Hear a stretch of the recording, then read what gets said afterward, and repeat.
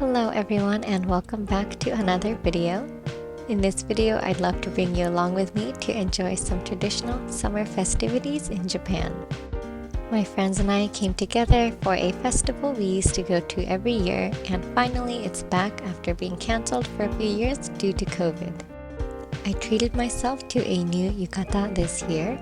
A yukata is a summer kimono, and these festivals are one of the main events you can wear it to, so I decided on this light blue yukata with a white floral design. They're actually not easy to put on by yourself, so shout out to my friend's grandma for always helping us. And they're also quite tight, and if you want to wear properly, you have to wear multiple layers, including a towel inside, so it actually gets quite hot. Miso da miso.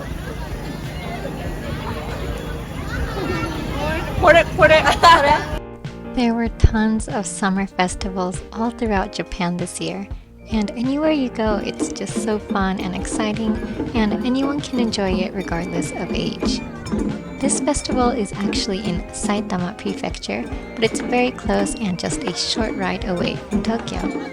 It's a lot more local than some festivals, maybe in central Tokyo, as there aren't many tourists, but mostly families that live in the neighborhood or nearby. Festivals are such a fun occasion to dress up in your yukata, get together with friends and family, and you can enjoy all sorts of food stalls. You got it? 初めて食べる。なんかおせんべいを餅にしたもの。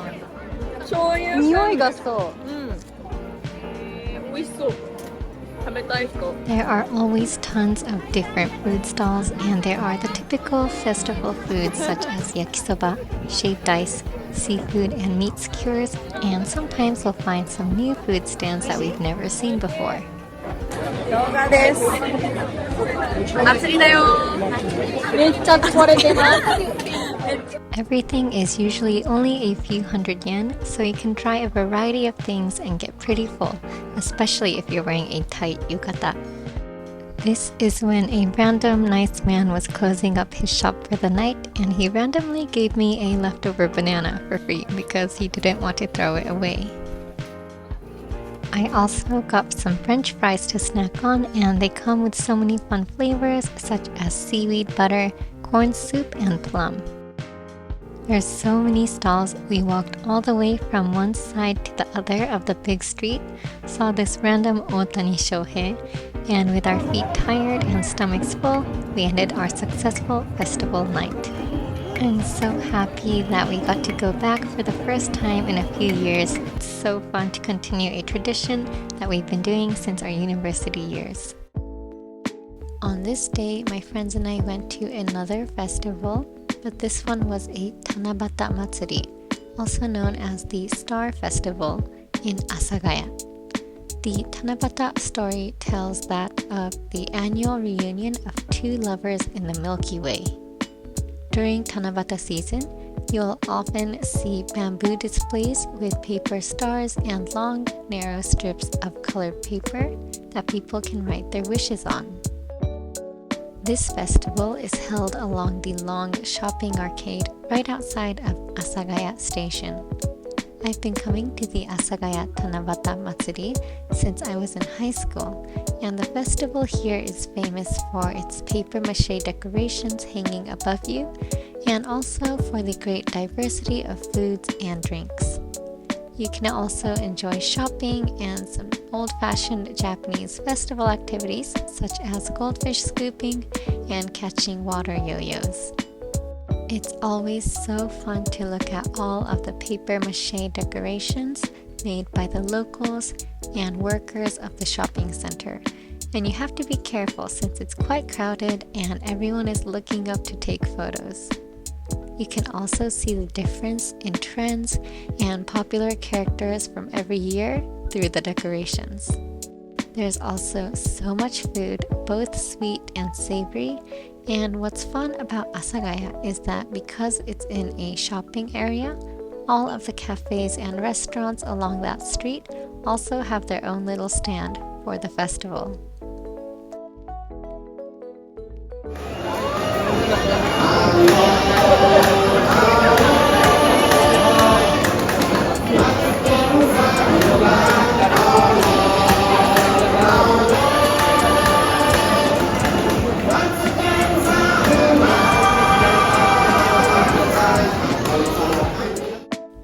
go to summer festivals every year, you often start to see what kind of food you and your friends often tend to lean towards. I'm a savory food girl myself, so I realized that I always get foods that are more meaty, and this time I found this restaurant selling Korean food, so I got their bulgogi, which was so filling and delicious. After that, I craved something sweet, so I got this ice cream dorayaki. It's really fun to walk around and eat and look at all of the colorful paper mache, and my friends and I ended up staying there for a few hours since it's such a long street. I usually always recommend spring for travelers to come to Japan since it's great weather and the flowers are blooming, but I also really recommend summer to enjoy traditional events and activities like these. Although the record-breaking heat is almost unbearable, if you want to experience fun local festivals like these, I think summer can be really fun. There are festivals going on every weekend or sometimes even on weekdays throughout the summer, so if you plan on visiting, definitely look up where and when they're happening. I just love the vibe of festivals because everyone is there to have a good time and in a good mood, and the polite wall between people that Tokyo is notorious for just kind of melts away and everyone is so friendly.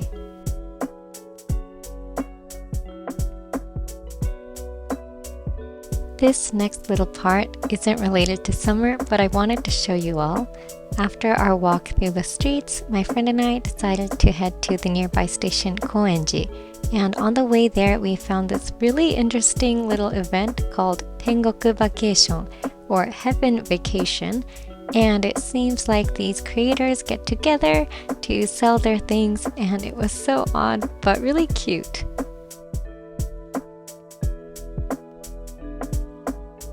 Another summer to-do bucket list is going to a fireworks festival, and I also hadn't gone in several years due to the COVID cancellations, so this year there were lots of big fireworks events throughout the summer.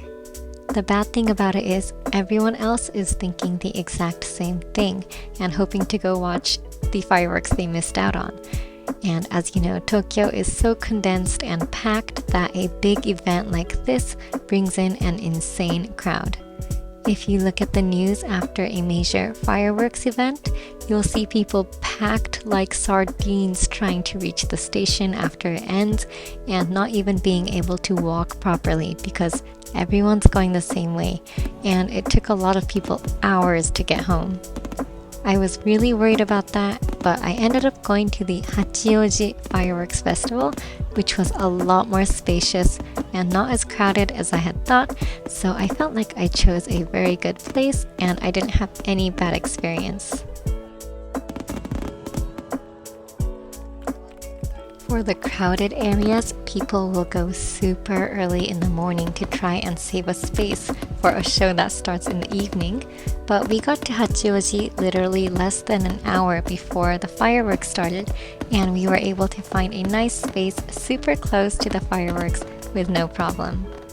I don't think I've ever seen fireworks this up close. I loved how you can almost feel it with your own body. The Hatioji Festival isn't the biggest show in terms of the number of fireworks that go up, but it was at least a full hour or two, I think, and I'm easily impressed. So I had a lot of fun and just sat there mesmerized by the beautiful bright colors.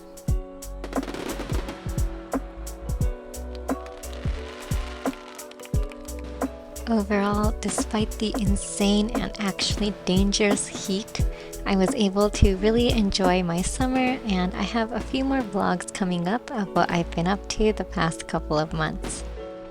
There's a word in Japanese called mankitsu, which I really like to use. It roughly translates to fully enjoy.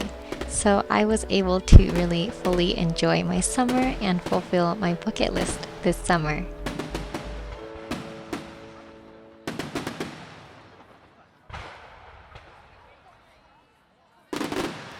One thing I love about living in a country that has four distinct seasons is really just the various things that you can do to appreciate and enjoy each season. So I would love to know what your country does to celebrate summer. As always, thank you so much for watching.